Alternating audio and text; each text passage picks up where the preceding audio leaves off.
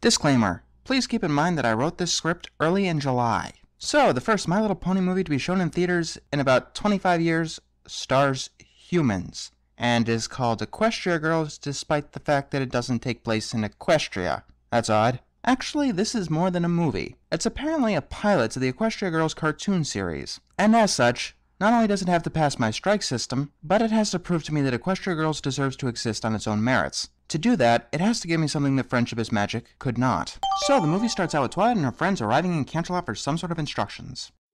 You're nervous-sighted! We all are, Pinky. By the way, nice Transformers reference. Oh, and it turns out that Twilight isn't yet accustomed to being a princess or an alicorn. I already deducted a point for this in Magical Mystery Cure, so I'm not going to deduct a point here. In the castle, Twilight bumps into a guard who looks nothing like the others, but still has absolutely nothing to do with the plot, and then comes across the other princesses. They let the main six settle in for the night, and we see that Twilight is still uncomfortable, and basically running through all of the concerns that the fans had about her new status. Remember when I said that Magical Mystery Cure did a lot of talking directly to the audience? Yeah, that's nothing compared to this. In the middle of the night, a thief breaks into the castle. She enters Twilight's room and steals her crown, replacing it with a replica. Then she ends up tripping over Spike, who is sleeping in his dog bed, and that wakes everyone up. Twilight sees that her crown was stolen and chases after her, waking everyone else in the castle. Twilight tries to teleport to stop the thief, but that ends up failing. Maybe because this thief is a unicorn? If Twilight tries to take the crown with telekinesis, that unicorn might use telekinesis too? Twilight tackles the thief, and the crown bounces around until it goes into a mirror, and the thief follows it. Princess Celestia reveals that this was Sunset Shimmer, a former student of hers. When she didn't get what she wanted, she left Celestia and pursued her own path, which led her to, never mind. We'll get there when we get there. Speaking of getting somewhere, Luna reveals what the mirror is. A gateway to another world that opens only once every 30 moons. Apple Family Reunion already made moons confusing enough, so I'm not even going to try to guess how long that really is. So, Twilight needs to go in there, and she needs to go in there alone because... Sending all of you could upset the balance of this alternate world. Okay, here's a better excuse. Have the rest of the main six stay behind for defense, instead of making it this obviously a plot device. Oh, and Twilight has 3 days to get her crown back. Because something about the moon. I think it's gonna fall and kill everyone, ending the world or something. Twilight is about to go through the mirror, and Spike ends up tagging along. On the other side, Spike ends up as a dog, and Twilight is now a human. Okay, whose fanfiction am I reading? Don't lie, even if you like this movie, that's probably what you thought the first time you saw the premise. To answer that question, it's actually Hasbro's fanfiction, in order to compete with Mattel's Monster High. And just as a disclaimer, I know absolutely nothing about Monster High. We'll get back to the plot in a moment. First, I want to talk about the animation. When people first saw multicolored people, they made the immediate connection to Doug, not realizing that the problem with Doug wasn't the lackluster animation, but the lackluster writing. I was worried about it being a lot more like Littlest Pet Shop, the other human-related show DHX is behind. Littlest Pet Shop is still well animated, but it comes off as stilted most of the time, and it's much more obviously Flash. Luckily, that's not the case here. It's very fluid, and all the animators did a wonderful job, though I'm not sure if that's just because they had a huge budget or not. So, back to the plot. Twilight is freaking out over why she has hands, and Spike is actually handling this extremely well. He's keeping us cool and actually keeping Twilight on track. We've gotten our Lesson 0 Spike back! No, wait. No, we don't. We've gotten Spike's best role to date, even though he's a dog. I guess that sort of brings up the question. Why is Spike a dog? Probably the same reason that Twilight is a human. In Equestria, Twilight was a quadruped, and Spike was a biped. And now they're reversed. Also, man's or, pony's best friend. And now for the last complaint usually lodged against this concept. Why is Twilight suddenly a teenager? Actually, Digibrony made a really good case a while back before Equestria Girls was even announced, that the main six were already teenagers about 16 years old, but Equestria just works differently, particularly in its educational department. The movie definitely gives that theory some more credence. Not only has Twilight become a human, but she's appeared in what seems to be a world very close to our own, except everyone here seems to have radiation poisoning or something. Twilight sees a building and mistakes it for a castle and starts running towards it like a pony, until Spike reveals that that's not how she should be walking. So she struggles with it until she finds a much bigger problem. She doesn't have her horn or her magic. We really need to find you a mirror. Did I tell you how much I love Spike in this movie? Twilight enters the high school. I don't think I'm spoiling anything when I call it that, and notices a trophy case, and she sees a reflection in the glass. A bell rings and students start swarming the hall. Twilight crawls and bumps into this guy. They're gonna be showing a special dance on prom night, aren't they? Yeah, figured as much. Look at the bright side. At least we don't get that awkward talking thing that happens in like every single other high school drama ever. Then we get our first musical number. Sort of. It's in Twilight's voice, but she's clearly not singing. This is the first time in the whole series that we've had a song where no one sings. It creates a bizarre feeling, at least with me. It may sound strange, but it led me to thinking that they were going to do that music thing like in Tarzan where all the music was done by Phil Collins in the background.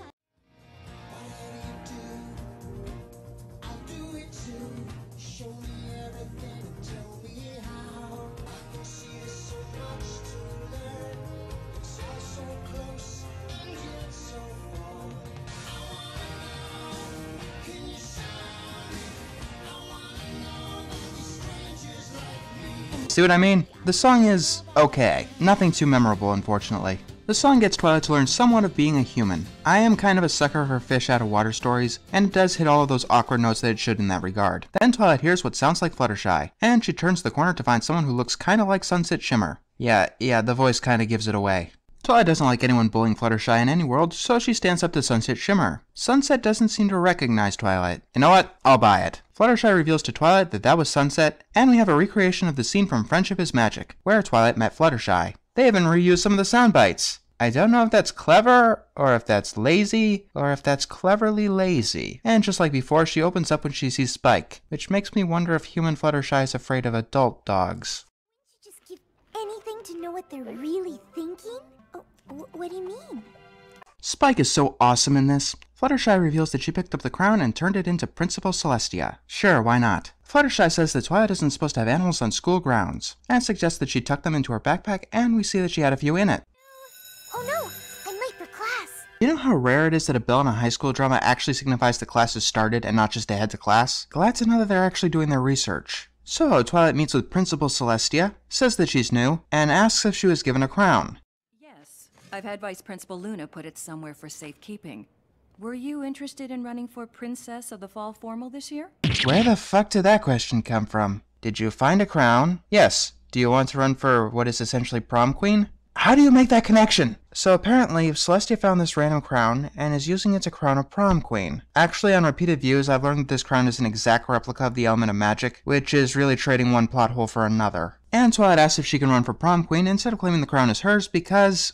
Imagine if one of them showed up in Equestria saying they came from a place filled with tall, fleshy, two-legged creatures with these. Fair enough. Twilight is going to run for Princess of the Fall Formal. How exactly do you plan on doing that? I have no idea. Okay, that's pretty funny. So Twilight goes to the cafeteria and starts talking to Fluttershy. When Twilight reveals that she wants to run for what I'm going to keep calling prom queen, Fluttershy reveals that that's a bad idea because Sunset Shimmer always runs, and since she rules the school, she'll definitely win. Yes, Sunset is your typical mean girl, for the most part, but we'll get to that. But to the movie's credit, she gets very little screen time and is hard to take umbrage with. In order to run, Twilight needs to find the head of the party planning committee. And guess who that is? In the gym, Twilight runs into Pinkie Pie and her infinite party decorations. She's exactly the same as the equestrian Pinkie Pie, except somehow stranger than that implies. Oh, and she doesn't like Fluttershy at all. Wait, what? Now that I'm really looking at you? Hey Pinkie, you ever hear of personal space? Okay, there's one thing that the writers or animators clearly didn't understand when making this. When you're dealing with anthropomorphic animals, you can get away with this closer physical interactions. But if you're dealing with humans, then it kinda looks creepy. That also sums up a lot of my problems with the slapstick in this movie. It just looks off. I'm sure after practice they'll get it right though, so I'm not going to count it as a strike. The twin sister who lives in the city, has a pet dog named Spike that looks just like that one. There. That's where Otherworld Twilight is. Explanation not good enough? Too bad, that's all you get. But it actually fits really well, since Friendship is Magic didn't start out with Twilight in Ponyville. So Twilight needs to sign up for prom queen and takes the pen with her mouth. Of course, the only thing that Pinkie notices is how bad Twilight's handwriting is. Enter Applejack, and she's actually impressed that someone could stand up to Sunset Shimmer. When she finds out that Twilight's going to run for prom queen, we get a spit take. Then Applejack explains what's going to happen with balloons. About the only girl at this school you can trust less than Sunset Shimmer is Rainbow Dash. Wait, what? Twilight runs off quickly, and Pinkie believes that Twilight is hiding a secret. She's psychic. Well, if you count telekinesis, then yes. Enter Sunset Shimmer, acting like a douche but with minions, snips, and snails. Wait, what? Some people had problems with Tweedledee and Tweedledum being Sunset's minions. I am not one of them. In Equestria, they were fanboying quite a lot over Trixie. Now imagine if Trixie wasn't annoyed with them and actually allowed them to do things for her. How far would they go?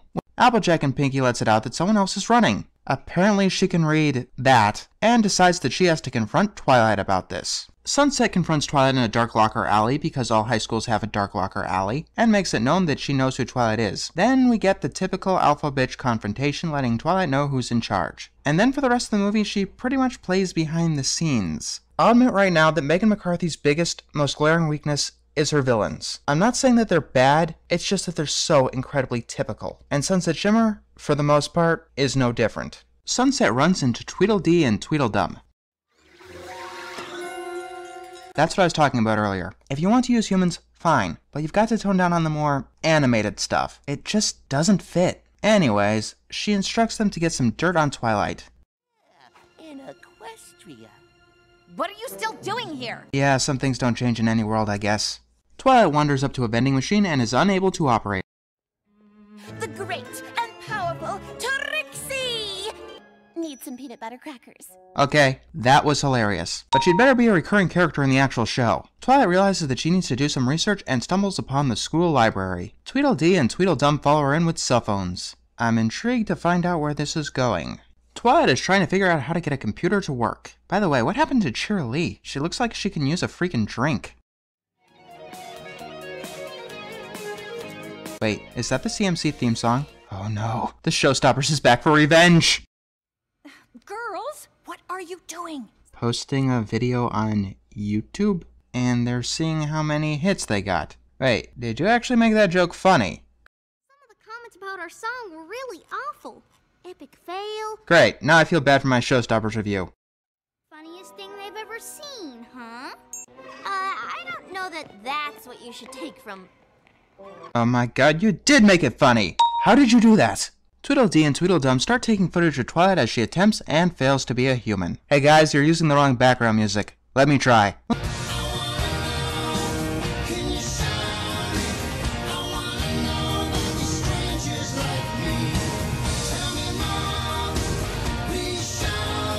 When the library is about to close, Twilight wonders where she's supposed to sleep, and Spike unveils that he's made a bed out of books, and that is incredibly touching.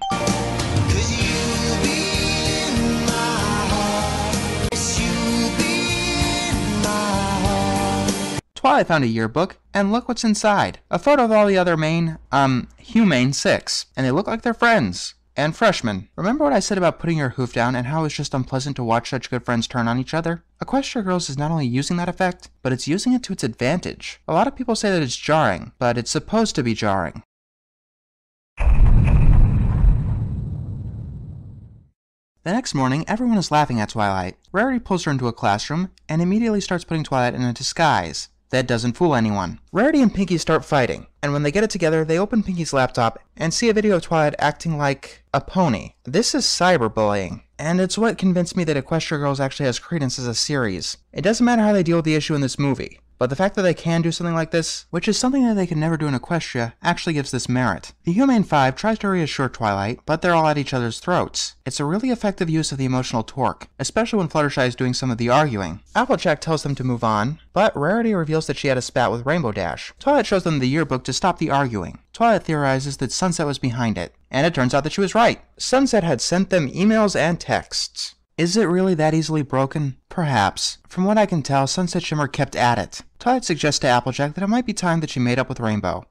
And they make up really easy. However, getting Rainbow's help won't be that easy. Twilight has to beat Rainbow in a game of one-on-one. First to 5 goals wins. They have their game, but Twilight ends up losing, and Rainbow ends up helping anyway. Actually, the point was to prove that Twilight had heart and determination. I don't know where the heart came from, but that was definitely pretty clever. Then we see that Tweedledee and Tweedledum have taken some more pictures. I've got absolutely no idea what they're planning to do with those. At a coffee shop, Twilight bumps into this guy. Remember him? Oh, we've got to stop bumping into each other like this. You know me. Always trying to make a big splash around here, 'cause my drink kinda splashed on the ground. Josh, will you do the honors for me?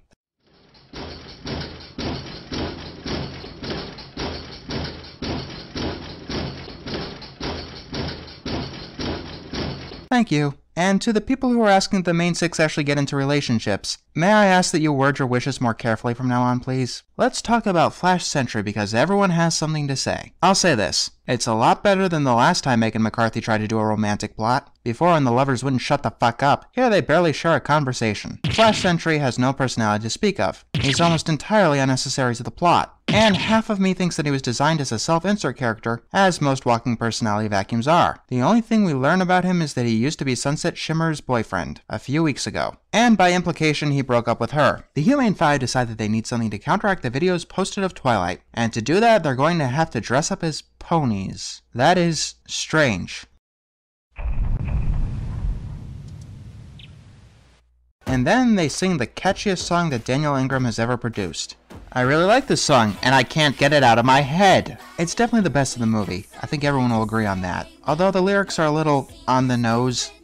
I'm gonna be myself, no matter what I do. Really? I thought you were going to be Pinky or something. By the way, this is an occasion where the more animated actions actually make more sense. It's a music video, it's supposed to defy reality, unlike the rest of the movie which is trying to imitate reality. But yeah, this song isn't ever going to get out of my head. By the way, does anyone else find it odd that this is only the second song, and we're 45 minutes in? Wow, one awkward conversation and they're soulmates. I guess Flash Sentry might be here to prove that Equestria girls can do romantic stuff, but that's a failed idea from the get-go. Romantic relationships in ongoing series are almost impossible to get right. Not even Daria hit that high. The writers are geniuses. Hell, they might even be miracle workers. But if they want to go down that road, they've got to be very careful. And of the two relationships I've seen so far, neither of them have turned out for the better. Then again, maybe it's just Megan McCarthy. Romance is obviously her other big weakness. Somehow the musical number managed to convince everyone to forget Twilight's blunder. You know, it happens. However, Sunset Shimmer is not fazed at all. She talks to Vice Principal Luna, and reveals that the gym has been destroyed, and she frames Twilight's sparkle. Twilight gets pulled into her office,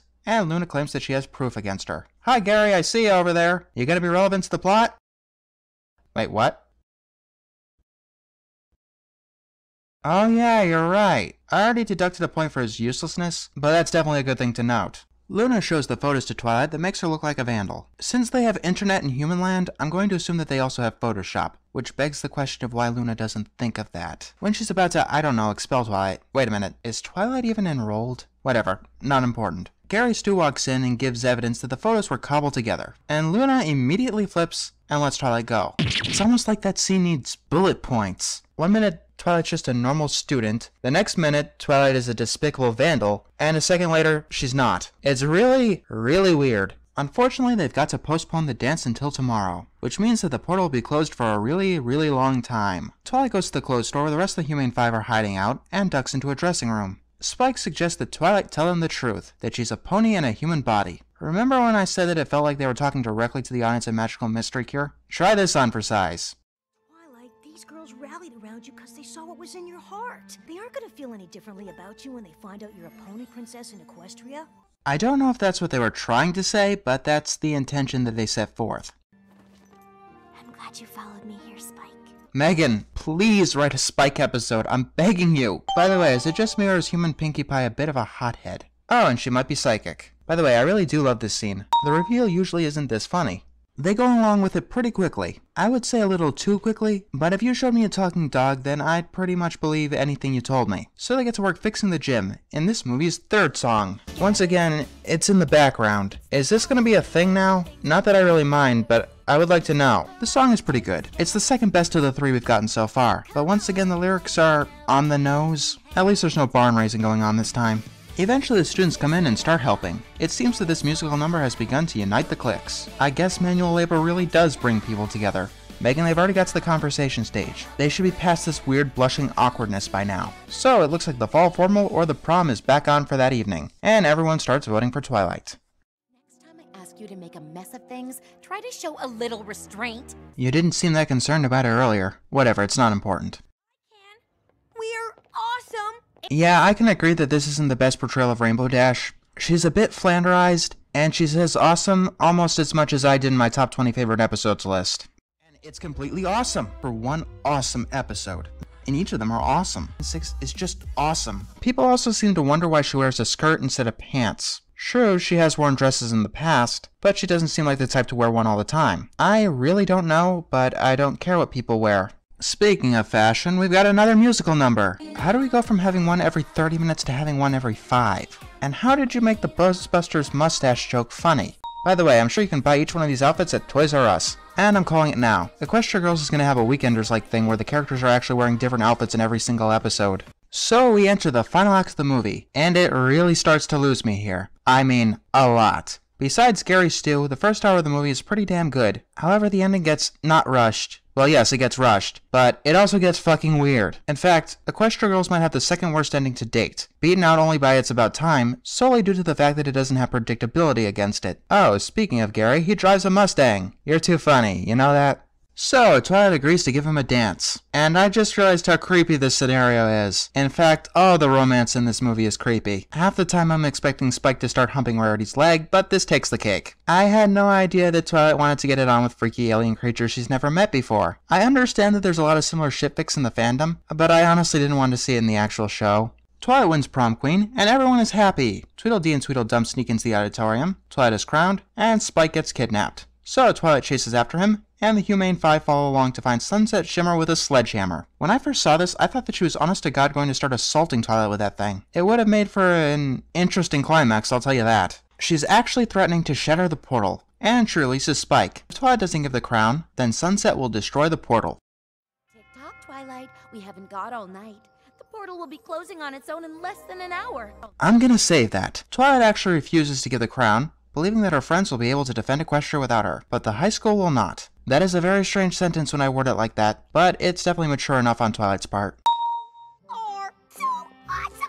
Megan McCarthy, this already feels enough like fanfiction as it is. Please don't further the point home by reusing memes. By the way, look up Uncanny Valley while you're at it. On Pony Dash, that looks cute. On Human Dash, it looks stupid. So Sunset tackles Twilight, and they have a tussle over the crown that ends with Sunset getting it. So Sunset puts the crown on and gets swarmed by weird magic-y stuff. By the way, tell me if this transformation doesn't seem familiar in the slightest.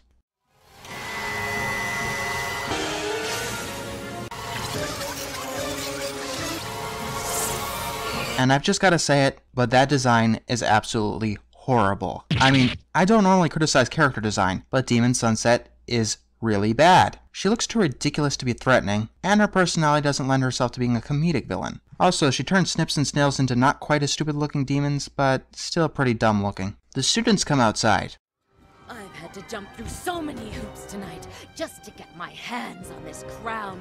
I cannot take you seriously when you look like some demented fusion of a gargoyle and a crab caught on fire. At the very least, she has some decent powers, like controlling the minds of high schoolers, which she wants to use to take over Equestria. Okay, Sunset. Unarmed, brainless human teenagers against fully competent Unicorn and Pegasus soldiers. I don't think you've thought this through. I mean, she isn't even instructing them to pick up weapons. She just wants them through the portal. And no, I don't know why she didn't do this during a previous portal open. Maybe 30 moons is like 15 years in Equestria and human land.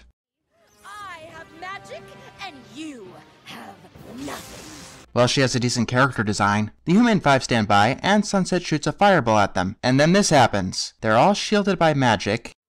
The magic contained in my element was able to unite with those that helped create it. Twilight, what the fuck are you talking about? And then we get this bizarre imagery. Nostalgia Critic, can you take it from here? What the fuck am I watching? Yeah, what the fuck am I watching? I know they're turning into half pony things, but why? Is there any reason for that? And just what is going on with Twilight's head here? It just looks off. I think this is a callback to Nightmare Moon's defeat, but there was some kind of connection to the plot there. This just comes out of batshit nowhere. Alright, that's heartwarming enough. Oh, and apparently Rainbow knows how to fly. Whatever, that was so poorly explained that it could have done anything. Tonight, you've shown everyone who you really are. First of all, everyone already knew that Sunset was a bitch. Secondly, I don't get you at all. She puts on the crown and becomes a demon because the element of magic does that to people? What? Or you can forever be alone. The choice is yours. Wait, Twilight, don't you mean... Power is yours!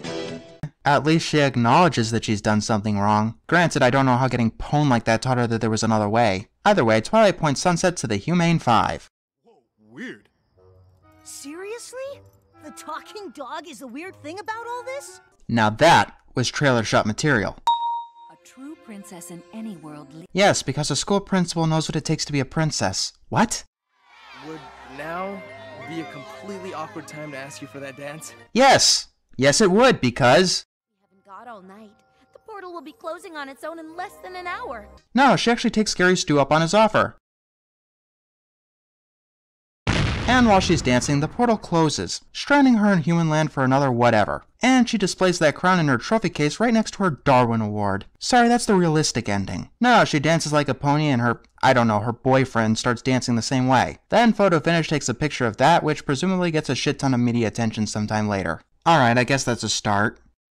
I've been walking on 2 legs and picking things up with these. Hey, I take offense to that. So Twilight goes through the portal at just the nick of time. You know, had to get in that dance with a 3-day crush. And the Humane 5 lose their equine features, which makes me wonder why you gave them to them in the first place. Pinky runs into the portal and bops into it. Hey, you can get human slapstick right. So Twilight steps forth into Equestria, and Celestia immediately wants to know how Sunset Shimmer is doing. I left her in good hands. What are hands? Go ask Applejack, she knows for some reason. So Twilight bumps into the Pony Flash Sentry and still has that awkward crush on him. Then why have it in the first place? As for the movie, it's pretty good. I mean, it's not great. Parts of it are, but other parts get awkward. If it was an episode, I'd give it 4 out of 5 stars. Since it's a movie, I'm giving it 7 out of 10. Let's break it down. But first, to answer your question, yes, if Equestria Girls does become an actual series, I will be reviewing every single episode of that as well. The first 2 acts were good enough to prove that the spin-off show is worth my time. Besides the fact that it had trouble deciding whether or not it wanted to be a musical, the major problem I had in those first 2 acts is the romantic or non-romantic interest. Let me make this clear. I am not against the main 6 ever getting relationships in any world, provided you tone down the creepiness. The problem is that Flash Sentry is a non-entity, and even detrimental to the plot. Have Pinkie Pie give the evidence to Luna absolving Twilight from her crime, and he has absolutely no point in the entire movie, except to get Twilight to risk being stuck in the human world. That might actually be excusable if he wasn't so bland and cliched. I can't name 3 personality traits from this guy. The biggest problem is that ending. Not only is it an anticlimax, it's just nonsensical. Maybe it was trying to prove that this world has a magical element too? Like, I'm pretty sure that Gary was just there to prove that this show can do romantic relationships. I'm not the only one who thinks that was bizarre as all hell, right? And on that note, I'm not the only one who hates Demon Shimmer's design, am I? What I get mostly from this was the acknowledgement of mistakes. Sort of. Take the CMC scene where they were uploading their song to YouTube. The writers acknowledged that that wasn't funny to begin with. I kept getting that vibe really often. You know, like using the effect given by putting your hoof down properly. Before, the mistake was never having the lovers shut the fuck up. Here was the mistake of never having the 2 share a conversation. At least the writers are learning. Which is good. Excellent, in fact. If only Megan McCarthy can learn how to write an original villain. But it's still interesting that they're not only realizing and learning from their mistakes, they're actually using their mistakes to their advantage. Most of all, I do see potential in Equestria Girls as a spin-off. If they can take on things like cyberbullying, and actually do it with tact, we might have something else truly special. Of course, the writers have to learn to take on a whole new medium, while keeping the same familiar tone. In Equestria Girls, they've got to tone down on the slapstick, severely. Human characters are supposed to emulate real life as closely as possible, and you can't do it with these out-of-nowhere cartoon moments. It's a pretty good start, not great, but let's focus on the latter part. It's a start. Let's see where this ends up. But seriously, why the fuck is it called Equestria Girls if it takes place entirely outside of Equestria? It's time for us to come together. It's the only way that things will get better. It's time for us to take a stand. So come on and lend a helping hand. 6